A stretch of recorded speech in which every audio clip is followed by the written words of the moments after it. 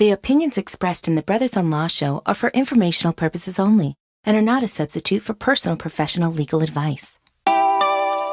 Thanks for tuning in to Brothers on Law on Go Country 105. I'm Larry Mandell. And I'm Rob Mandell. And we've been trial attorneys here in Los Angeles for over 40 years. On our show, we will discuss current events, talk about legal issues, and have some very entertaining guests stop by. So stay tuned every week for Brothers on Law right here on Go Country 105.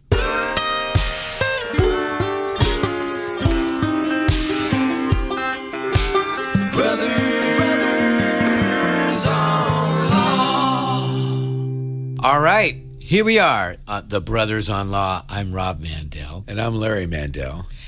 And we're really glad to be back. And again, I want to shout out to Debbie, the mortgage mom. What a great show. So happy we follow her. Right, Larry? Oh, yeah. Really informative. I didn't know that much about mortgages like she does. It's unbelievable. Who knew mortgage could be so fun? And interesting. Right. So, Larry, do you remember when we were much earlier in our practice, and we were located in Northridge, and it was us two brothers, and then another two brothers were our partners. And tragically, in the late 90s, one of those fellows passed away suddenly, unexpectedly. Yeah, he was my best friend. He was your best friend. And we knew him since he was 7 years old. Yeah. And but we were so used to having, suddenly we had three lawyers, and we were so used to having the four of us that we didn't know what we were going to do. And so I think finally we just put an ad out there and reached out into the community, and the internet was relatively still pretty young. And this is like 20 years ago. Yeah, right? 1999, and we got a response, Rob, didn't we? And you followed up on the response. Yes, I did. And I am so happy to have with us right now the response. Her name, she's our partner, Mara E.J. Burnett. Welcome to the show, Mara. Thank you, Rob. Thank you, Larry. And but you weren't always a lawyer, were you? No, I was not. That makes sense. Well, I mean, you know what I mean. When you in your career, you've had some other careers besides law, right? What have you done, Mara? A little bit different than law. Yeah. Well, I know that you've done some things like put roofing. You've done roofing. You've done siding. Well, let her tell us. I want to hear. Well, I've done some pretty traditional feminine careers. I started at 16 as a florist, and then I worked at the perfume counter. Nice. But then I kind of stepped out of the traditional feminine roles, and I started doing things like putting on aluminum siding, driving a sugar beet truck. Where was that? That would be in North Dakota for 2 years, two of the coldest years of my life. Wow. You went to school out there, right? Yep, Undergrad? Went to University of North Dakota for 2 years, and it happened to be the coldest 2 years in about 50 years. Were you near Fargo? That's all I know about. No, I was about 90 miles north on the Red River in Grand Forks. Oh, wow. Beautiful country, though, huh? Gorgeous. Yeah. And then you went from undergrad to law school. But I know something about you. When you were going to law school, you were doing something else at the same time, right? Yes, I was. What were you doing? Well, I was working full-time because I had to find a way to pay for law school. And what type of work? I was working as a legal secretary down in Century City for a family law firm, which I will never do again. Now, wait a minute. You're working full... Yeah, you're working full-time. Nothing wrong with family law, but it can be a little crazy, huh? You're working full-time, and then you go from full-time during the day to going to law school at night? Right, till 10 o'clock at night. Wow. That's and were you married at the time? Nope. Okay. Single. Yeah. Well, that still managed the social life somehow. Yeah. And then from you took the bar exam, passed the bar exam, right? Yeah, that was the easy part. Yeah.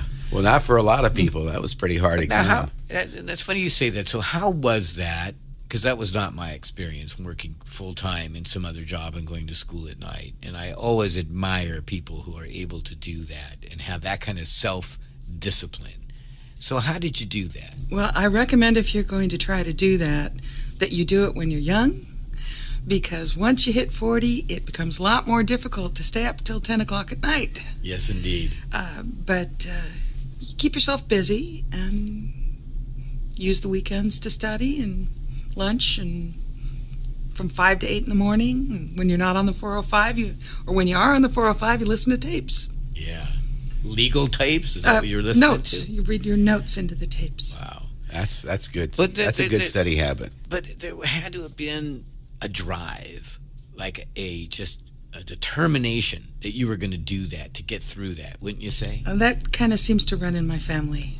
And how is that? We're called steamrollers, basically, is the women in my family. So yeah, that's a good nickname for you in our law practice. To start calling her Steamroller Girl. I like that. Yeah. I'm a steamroller.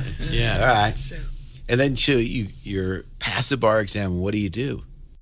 well, at the time I passed the bar exam, I was actually working for the county and putting together, excuse me, a user's guide for the judges to get into this fancy new LexisNexis software that allowed you to get online access to legal cases. And I was working in the judge's library, surrounded by walls and walls and walls of books. And it's interesting to note that a lot of people might not know this, but when you see a lawyer's office on TV and whatnot, there's all these books, and like you were saying, you were surrounded by books and books. That program you were talking about, LexisNexis, and similar programs have basically replaced. Well, it's all on my phone now. It's all on the phone. Yeah, you go into a lawyer's office now, you don't really see books just for show. Right. You know? They're antiques. You got to take the dust off, brush the dust off. So you're working for the county, and now you're a lawyer. What happens? Well, one of the first jobs I took when I got out of the judge's library was as a research attorney for the judges in downtown Los Angeles. And I think you probably know what a research attorney does, but we read all the lawyers' paperwork for all pretrial motions, and we summarize it for the judge and make a recommended ruling for the judge. And more often than not, the judges read it right off of my paperwork, so that was kind of flattering. So basically, judges don't do anything. That's not true. I know some very hard-working judges. Yeah, we have some friends that are judges. You're going to cause some problems for me, Rob. Yeah, I'm just making it funny. Come on. So you're already have this history of balancing a lot of stuff, and now you're a lawyer and you're working, basically doing the judge's work for them, and now you're going to add a marriage, and I take it kids to the equation. They came along. Yeah. That made it a lot more fun. So how in what way was it more fun? Well, when you're juggling the law ball in the air and you're juggling the marriage ball in the air, and now you throw a couple kids in there, it keeps you busy from dawn to dusk. Yeah. I mean, that's a and shout you were out. the homemaker too. I mean, let's face it, right? She's Right. definitely Come a on. homemaker. Do I have to answer that? You know?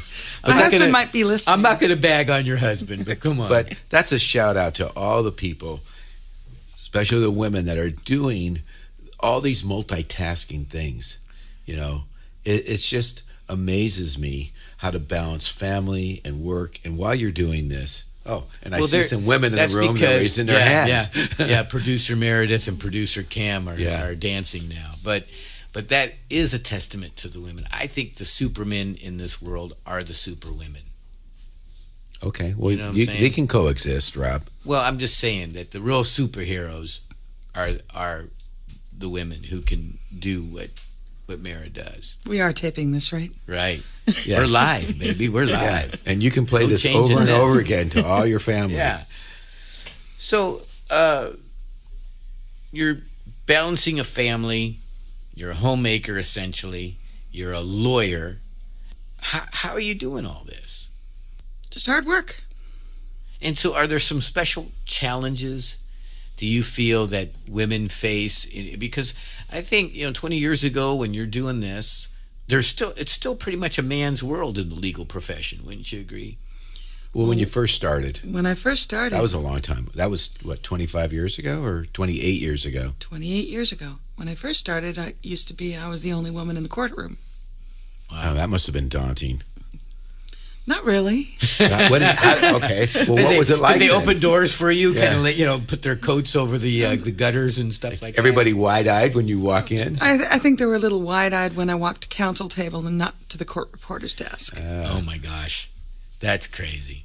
Because that's such a different world than now. Still happens. Is that right? Absolutely. So some people's mindset just you can't change it no matter what.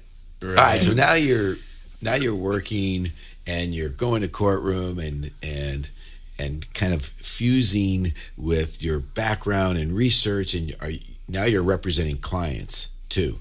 Not only before you were more in the judges, rooms and doing all that legal stuff, for like a research basis, but now you're interacting with clients. Legal stuff. I like that.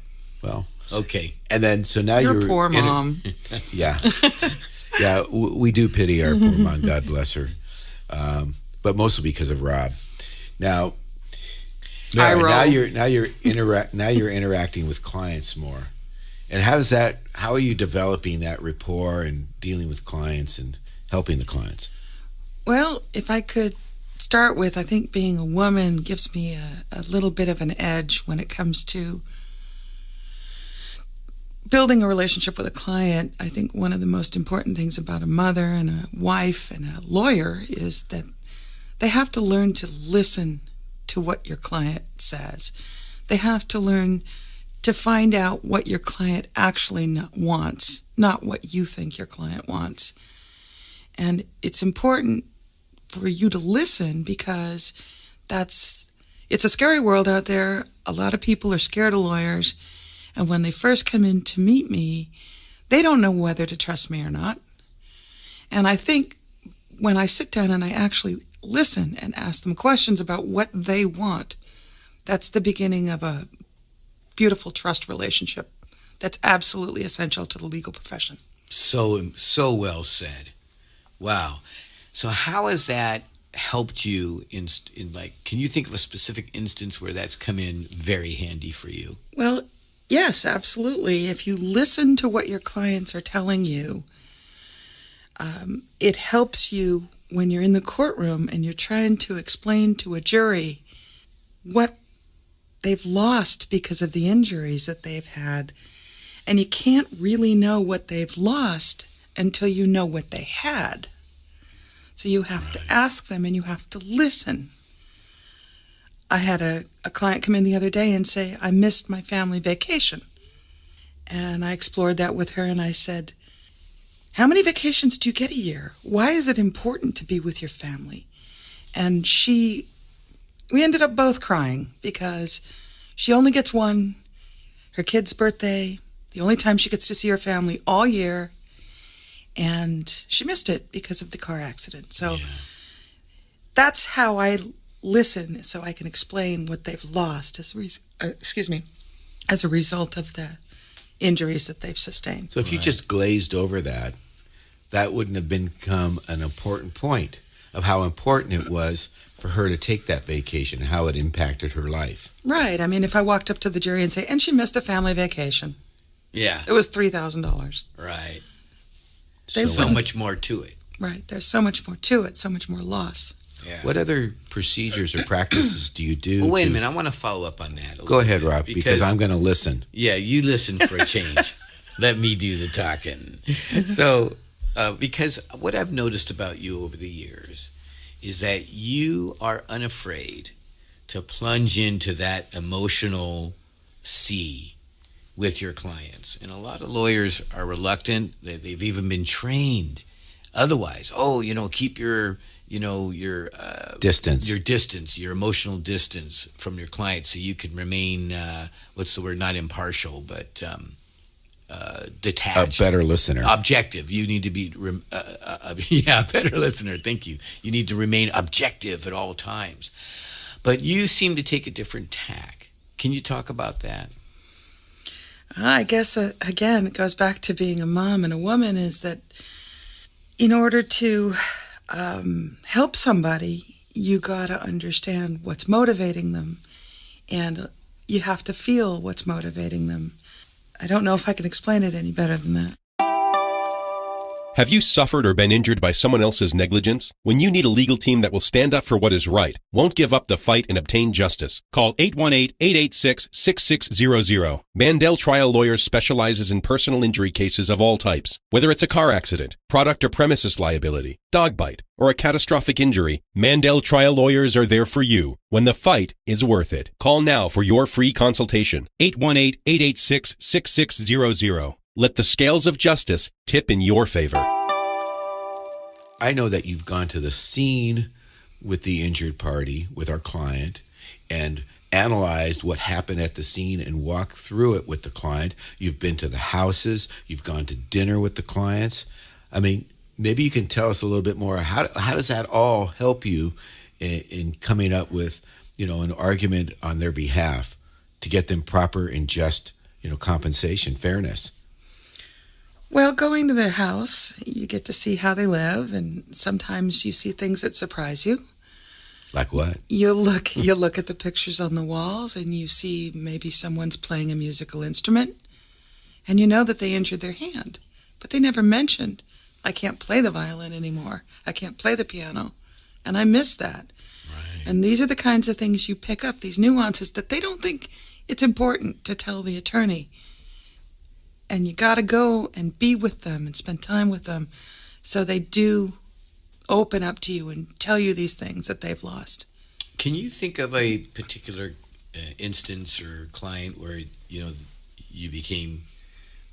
immersed? Yeah, where you had that emotional connection and it's a standout to you? Well, yes, of course. I have lots of clients. I have clients from 20 years ago that still call me and chat. I drop them off at the airport. I have lunch with them. I don't represent them anymore, but they're still my friends.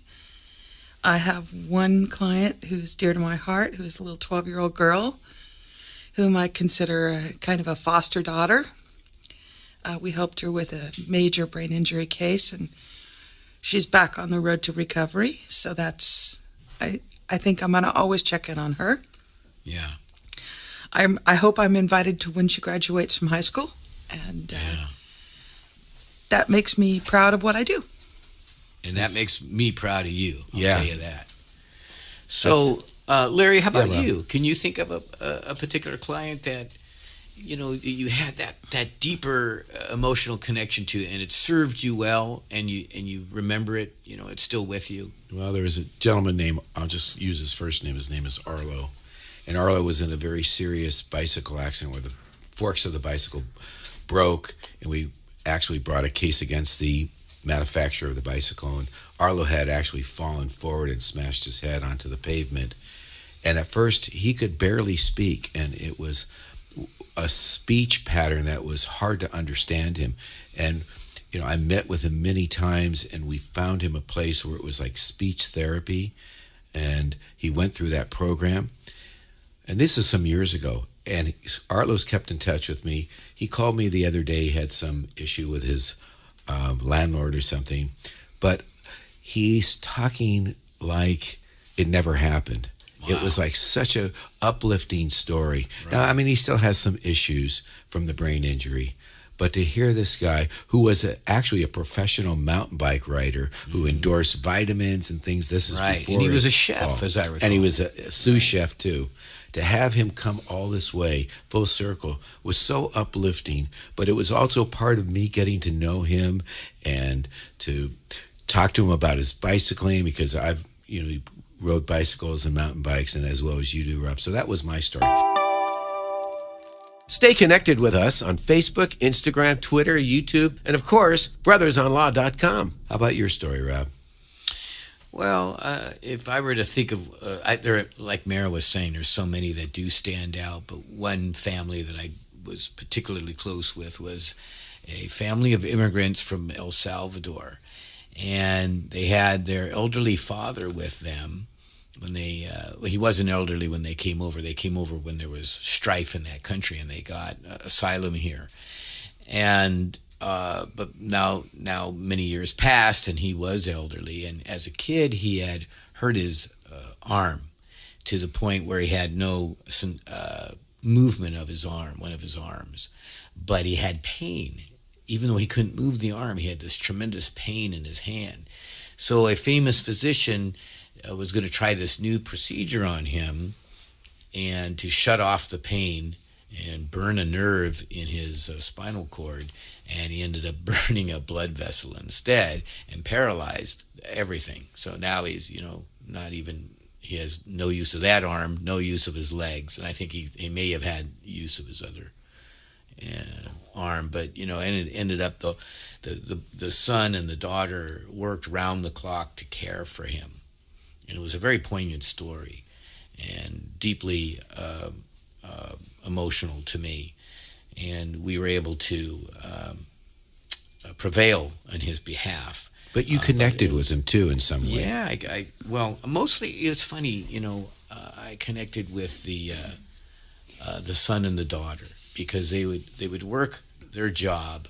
One had a night job, one had a day job, and the one that had the day job would take care of the dad at night, and the one that had the night job would take care of dad during the day, and that's how they lived until they had some money, to hire help. And so I think it was a poignant story to me, for sure, and the jury ultimately as well. We're Larry and Rob Mandell, the brothers-in-law, here on Go Country 105. Do you have a legal issue you need help with? We want to hear from you. Find us on Instagram and send us a message. Then tune in on Saturdays at 8 a.m. right here on Go Country 105. Hey, we're going to do, we've done this on another show, a true or false regarding whether or not a law is actually a law. Okay, because Mara's from this area originally, why don't you read that first one? Oh, good, a Connecticut joke. Now, this is Connecticut law. Is this a law or not a law? Okay. True or false? No silly string in Southington, Connecticut, unless it's in the privacy of your own home. Wow. What do you think? I think it's true. You think it's true? I'm going with Mara because she's from Connecticut. I'm saying it's true. I'd like to be, opposing you guys. Yeah. But I'm going to go true. And it is true. True. Yes. Producer Cam says it is true. So no silly string in Southington, Connecticut. All right, I'll do the next one here. All right. Plan your naps carefully in Illinois. If you fall asleep in a cheese shop, you'll be breaking the law. No falling in a cheese shop. They don't want anybody snoring around the cheese. Is that true or false? I'm saying false. I think people in Illinois appreciate a good nap. You're going to say something like this is a cheesy... It's a tough one. I'm going to say false. I'm going false. And it is It's true. Man, no. Producer Cam, is there any wacky law out there that isn't true? Okay. We'll try this one, Rob. All right, I'll do the last one. In Orange County, right here in California, it's illegal to catch a shark with your bare hands.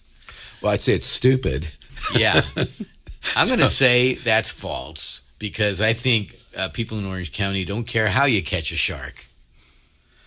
I don't think they're going to... Well, go ahead, Mara. I'm going to say true.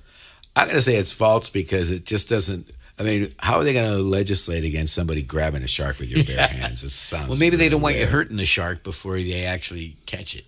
I thought it was more about protecting your hands so you don't lose your hands, but I say it's false. All right. It is false. Yeah. Yeah. It should be illegal So to I can catch a go- shark. I can go sharks. catch sharks in Orange County with my bare hands. Yeah, but Yeah. if you go to All LA right. County, it might be different. But maybe you can wrestle a bear with your own hands. Something like that. But in any event, well, maybe you can. All right. So I think it's time for the tip of the day, is it not? Okay. I'm going to read it, Larry. Experts say the ideal temperature for sleeping is 60 to 70 degrees. It should be a little on the chilly side, at least not too warm. And also they say do not have a television in the bedroom. The bedroom should be your sleep sanctuary, and sleep is so important for optimal health, as we know. Studies show that less than 7 to 8 hours of sleep per night can increase your risk of developing heart disease and type 2 diabetes. I didn't know that. Did you guys know that? No. Wow. All right, so... Well, it makes sense. We've had a guest that will talk about the lighting in a room and whether or not you should have, a lot of distractions in the room. But anyway, I'm going to go to Did You Know? All right. And this is this introduced by Senator Ricardo Lara? Okay, and it's Bell introduced. Did Gardens. it pass? It passed, yeah. Okay, and what it is- prohibits 14 and 15-year-old criminal defendants from being prosecuted as adults. So that's law here in California now? Apparently so. It was passed in 2018. I'm kind of with that. I'm not so sure, because if there's a heinous crime, I think that perhaps under those circumstances, depending on I don't think it should just be a blanket rule. If there's a really bad situation, a really bad crime, I think maybe you have to consider them as an adult. That's my 2 cents, Rob. I don't know, Mara, what do you think? As a mother, I'd hate to see any of my son's 15 or 16-year-old friends being prosecuted as an adult. Yeah. I'm surprised that we even have a law that allows a 14, 15-year-old kid to be prosecuted as an adult. Because that means at 15, even if it was a heinous crime, I mean, don't we have somewhere to deal with a youngster like that? To throw him into the prison system, I think is terrible. But anyway, right. So now it's prohibited. All right. Larry, tell us, do we have any messages in our message box? Yeah, from the Mandell message box. Now it's time to check the Mandell message box. This is from our Instagram page. It's from Fit Chuck. Fit Chuck. Fit Chuck. Fit Chuck says, I work out a lot, so I'm in the gym every day. Someone stole my gym bag out of the cubbies in front.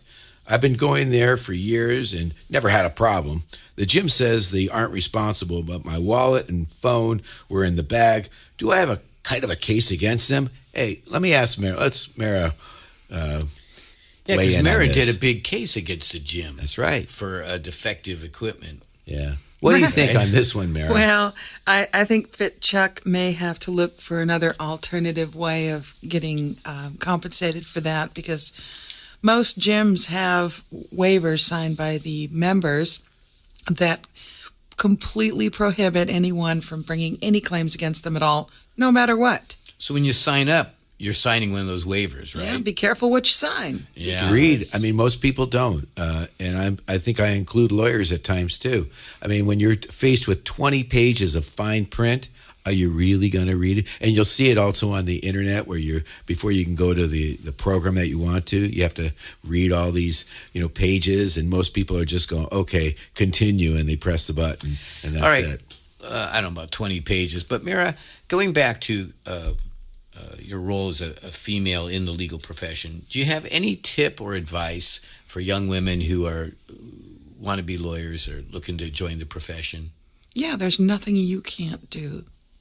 Well, that applies to any profession, I think. Well, but okay. In a typically male-dominated profession, what used to be a male-dominated profession, don't let anybody hold you back, girls.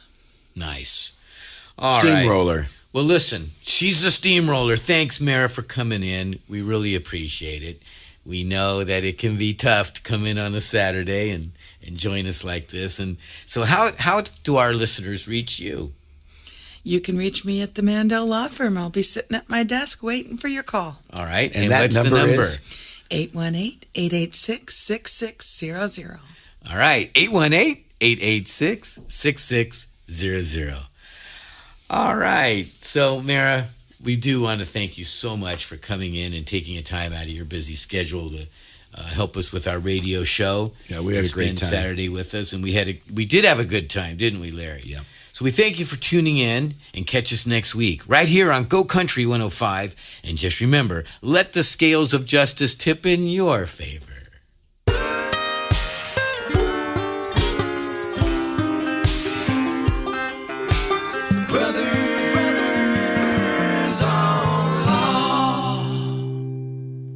The opinions expressed in the Brothers on Law show are for informational purposes only and are not a substitute for personal professional legal advice.